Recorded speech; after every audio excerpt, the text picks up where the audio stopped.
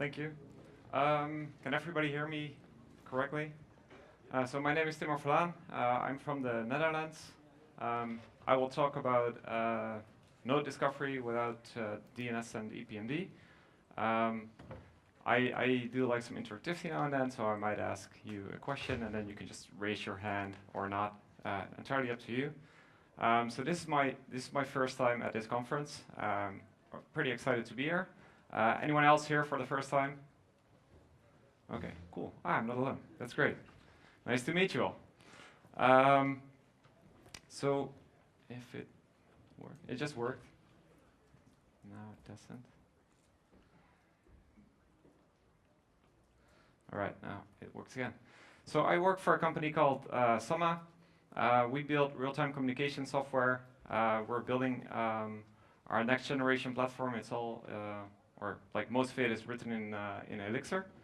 And as you can see on the screen, we also have some mobile apps and some desktop applications. But we also do like normal voice over IP telephony, desk phones, hosted voice solutions. And it's being used by VoiceWorks, which is a telecom operator in the Netherlands. So if you want to talk about SIP or WebRTC or RTP, PBX, IVRs, SCT, TTS, anything like that, please find me afterwards. So if you don't know any of these abbreviations, or if you're not interested in them, don't worry. If you're not, I will not explain them. I will not discuss them during this talk. I do work with them every day, so it's kind of important. Anyway, since we're talking about all these protocols and real-time communications, anyone still using faxes? No? Nobody? Great. Okay. So I will talk about node discovery without DNS and EPMD. And then at the end of this talk, I hope you can see, without the parentheses, that there is node discovery without the DNS and EPMD. I will try to explain how I got into working on this specific challenge, and how I continued working on it. And in the end, I ended up contributing a feature to Erlang OTP, so that's kind of great. It's quite a small feature. I do hope it's of value to some people. I can think of a few use cases myself. For example, in embedded environments where you have where you're not always having DNS, when you do Erlang on a Raspberry Pi in your local home and you want to remote shell into it, you have to look up the IP address and stuff. It's not as straightforward as I think it can be. There's another, maybe it could be useful for something like RISP, where they use a real-time OS where everything is basically embedded, so you cannot start another Unix process for EPMD. So who is using distributed Erlang in production? Okay, that's pretty good. So for me, this all started with Brewing Beer. Who likes beer? All right, cool. Me too. I should not forget to raise my own hand. So it started for me with Brewing Beer, and a friend of mine got this brewing kit, and we started to make our own first beer. And we just put it in a bucket and was in the living room, made some noises, and afterwards we tasted, and it wasn't any good. There was too much bubbles. The taste was not really good. So what's really important when you brew beer is that it needs to be very hygienic, your environment, because you don't want to get it infected with any bacteria or anything. It will ruin the beer. And when we read on the internet, we also learned that if you want to brew your own beer, the first thing you can improve on is making sure that the fermenting process is happening under a stable temperature. So this is where it started. I wanted to have a fermenting chamber, so I can, in that chamber, I can control the temperature.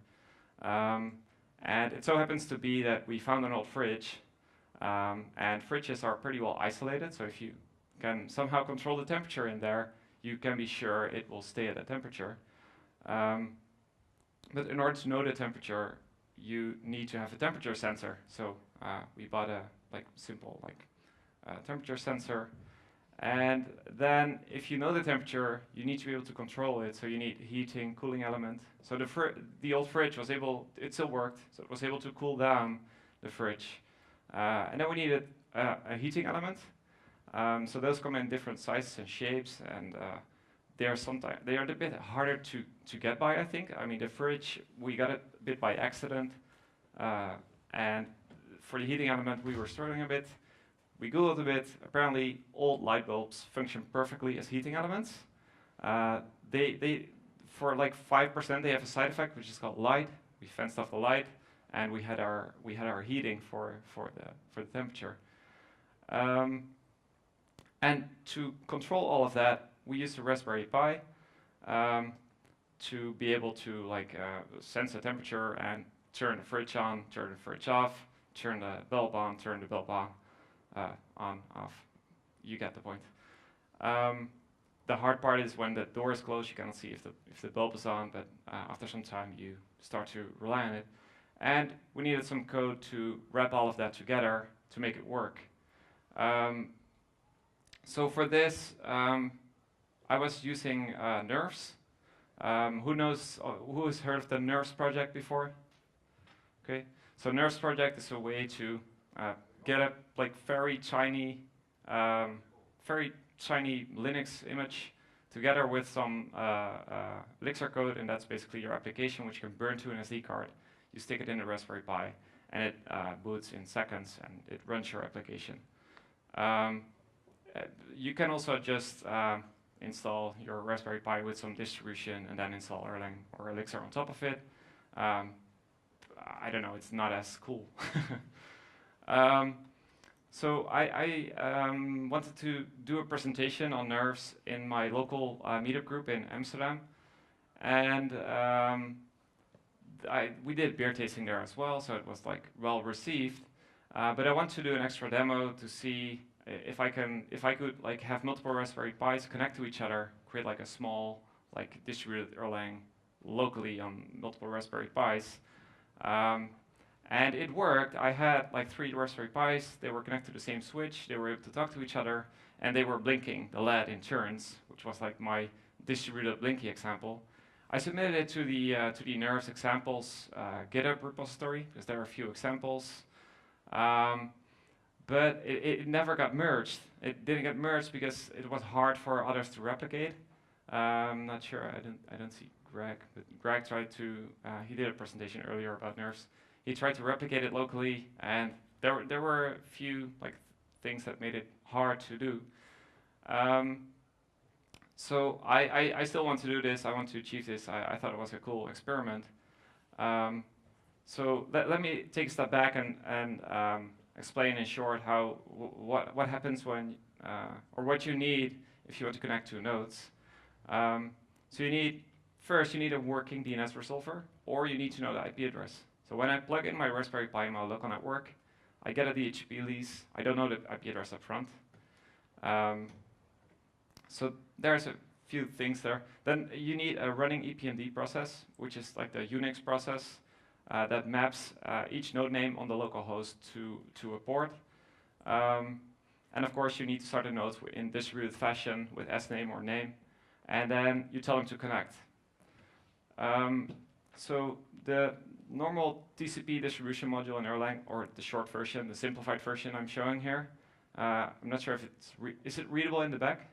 Yeah, cool. So the first thing it does, based on the address, and the address here is basically the host name, it tries to resolve the host name to an IP. So if you pass in an IP, it just returns IP, but if you pass in a host name, it talks to the DNS, gets the IP address. Then it asks the net kernel which EPMD module to use. So you can write your own EPMD module. The default one is Erlang EPMD. It will talk to the EPMD Unix process to gather information from other hosts.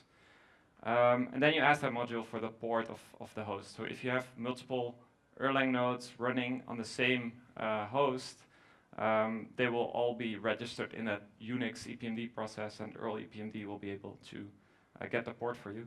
And after that completed, it will like connect to the IP and port it just got from DNS and EPMD. So I decided to, so in my local network, I don't have DNS. Starting another Unix process on my Raspberry Pi is a bit cumbersome. You have to start it from a gen server. You have to like write some code. And in the nurse project, it's actually, you can just pull in some library which does this for you. With Grisp, I saw the day before yesterday that they are not using the EPMD at all. They have their own EPMD module. So my requirements were I don't want to rely on DNS resolver, and I don't want this extra Unix process, which is in embedded environments not ideal. I've heard people complain about running EPMD in combination with Docker, where if two Docker containers are running on the same host and trying to map the same port on the host, that they're running into issues there. I haven't played with it, so I cannot tell for myself. So these were my requirements, and I set out to solve this, at least for my own custom TCP distribution. And it's custom because I created my own, written in Elixir. So here I'm starting the IEX shell, and I pass some arguments to Erl basically. So I could have simplified this example, but this is how I used it. So you can specify your own protodist module, and in my case it just wraps around the normal distribution module, which means I needed to copy some of the internals of the TCP distribution module from Erlang to make sure that I could pass in the same data structures. Then there's start EPMD false, which tells the Erlang start script to not start the Unix EPMD process. So this is on my local machine. You can just try this. And I pass it my own EPMD module, which in this case was based on multicast DNS.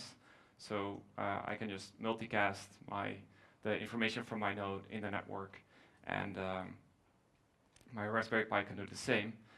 And this worked. I needed to pass in the path to my Beam files and pass it the S name, so it starts in distributed fashion.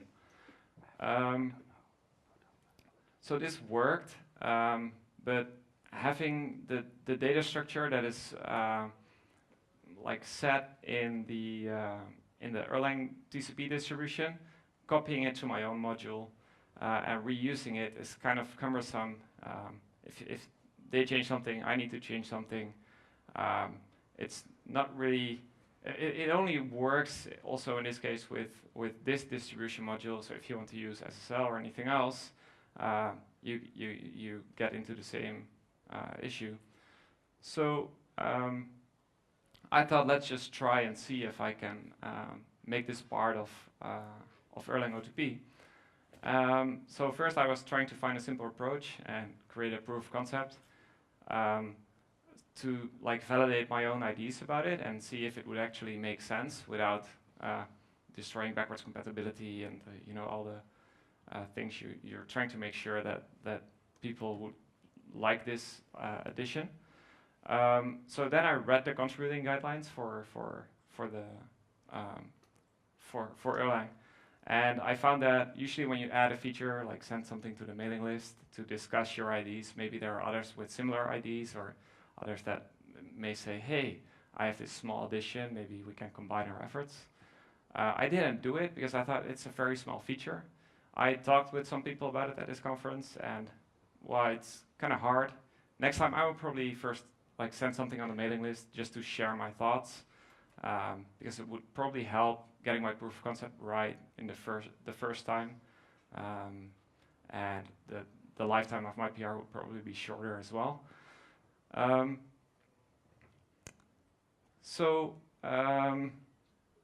Yeah, I submitted a PR, and I was waiting for feedback at that point, which I of course got.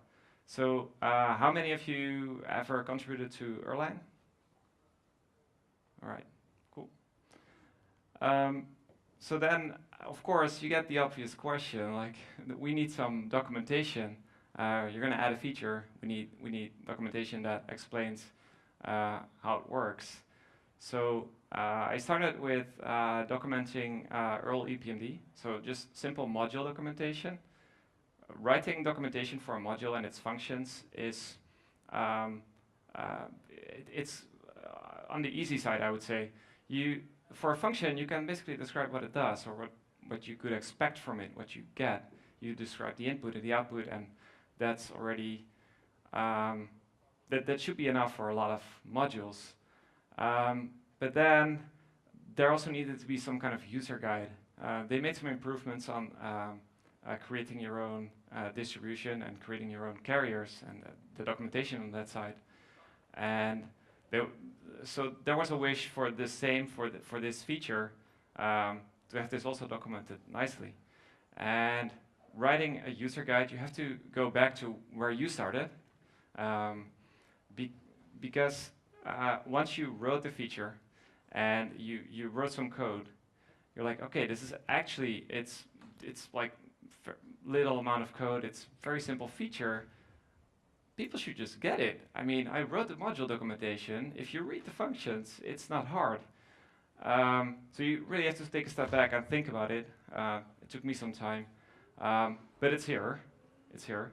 It's how to implement an alternative service discovery for Erlang distribution. And it's actually a very short guide in the end, because it didn't need much. But still, I think it's a nice addition.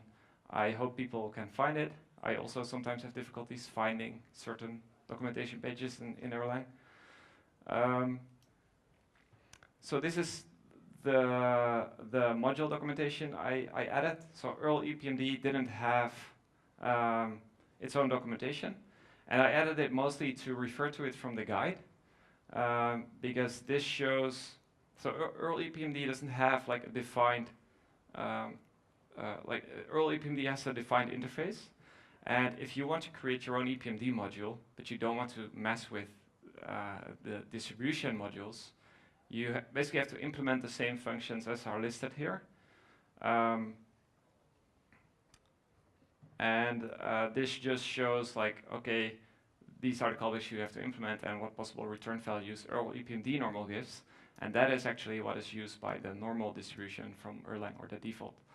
And the most notable one is the one, the most notable one in this one is address please, which I added, and I will get to it shortly.